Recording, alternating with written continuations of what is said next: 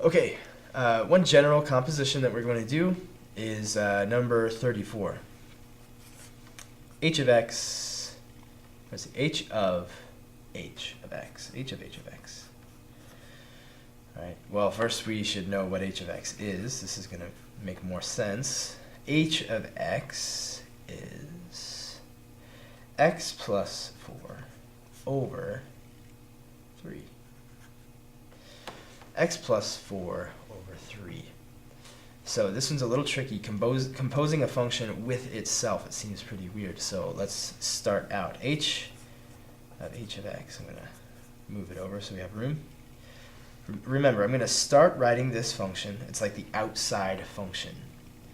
And wherever I start to write an x, I'm going to not write that x. I'm going to write instead what I see in here, whatever function is here.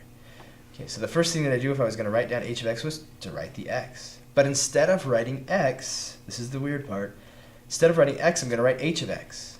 Maybe it would help us to write h of x twice. That way we're not referring to itself. That might be helpful for some. So if I was going to write h of x, I would start out by writing x. But instead of writing x, I'm going to write h of x. h of x is x plus 4 over 2. Okay, so in the place of x, I'm going to write x plus 4 over 2. Okay, that's what's going to go in the place of this x. And then I continue writing the rest of h of x, and no more problems because I don't have, well, not problems, but nothing else to stop and replace. There's no more x's. So now the only thing is we don't like fractions inside of fractions. So it's like when you point your camera at your computer monitor and where you have two mirrors next to each other and you get those weird pictures and a picture and a picture and a picture. But I digress. So what are we going to do? We're going to simplify this. Let's combine these two things, and then we'll work in the denominator in a second. So we need a common denominator. What's going to be that common denominator? Well, probably 2. Okay.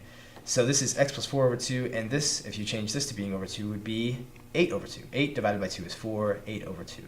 So x plus 4 plus 8 all over 2. X plus 4 plus 8 all over 2. Here's the x plus 4 over 2 plus 8 over 2. They have a common denominator. They will go over the same thing. Okay, let's combine these numbers here. X plus 12 over 2 over 2. Okay, this one throws people for some reason. And the thing that helps me to figure out, does this 2 go with this 2, or does this 2 like get flipped up here? What happens? Okay, so just as an aside, say x over 2. That's the same as x times 1/2. You see how that works out? If I multiply these together, it's the same as here. Same deal here. Here's like x. Here's a thing up in the numerator, and I'm dividing by 2. That would be the same as, let me bring this over here. That was my aside. X plus 12 over 2 times 1/2, since I'm dividing by 2. Now if I multiply these two fractions together, it becomes clear that it's the two denominators that get multiplied together. So I get x plus 12 over 4. Not going to cancel the 12 with the 4 because there's addition telling me that is not okay. Okay, so don't do that. But there you go. There's h of x. Well, h of x. All right. We can talk about the domain of this function.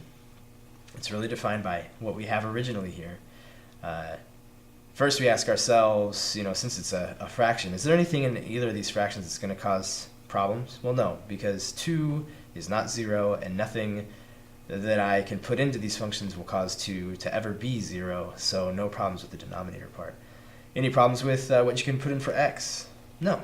You can put anything in for x. Positive, negative, 0, it doesn't matter. So the domain is all real numbers. Okay. So let's see, we're going to do number 44. That's a word problem.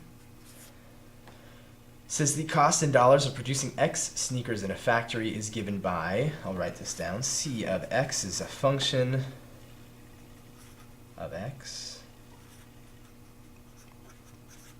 This is the thing that tells us the cost of producing X sneakers. How many sneakers? X sneakers. The number of sneakers produced in T hours is given by X of T is equal to 50 T. Okay, those are the premise. That's the premise of the whole problem, is that this is the cost function. This is the number of sneakers produced in an hour function, or per hour. So number sneakers in T hours.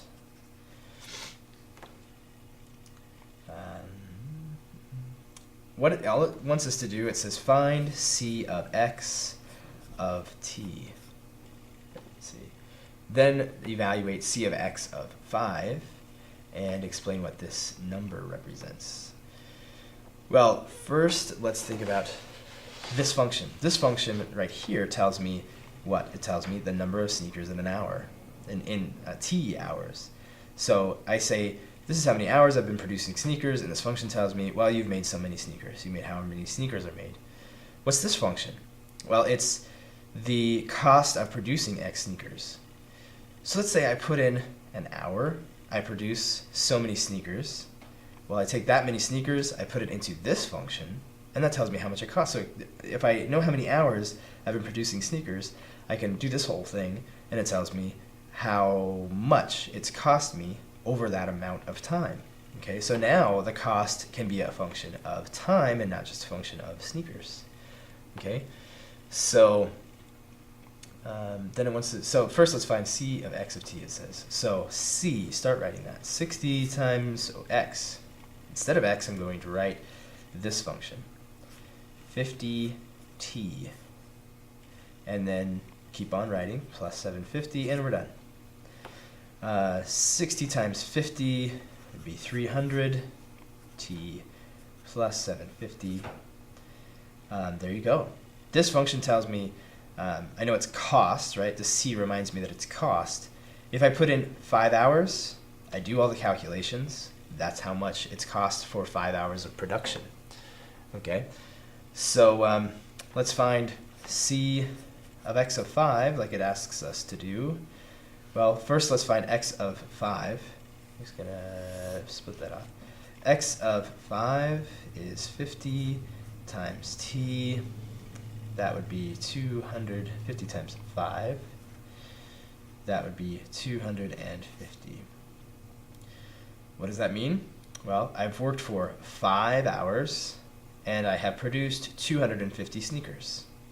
So that's X of 5. So that's C of X of 5 is C of 250. Then C of 250 is going to be 60 times 250 plus 750. So 60 times 250 plus 750 is going to be 15,750.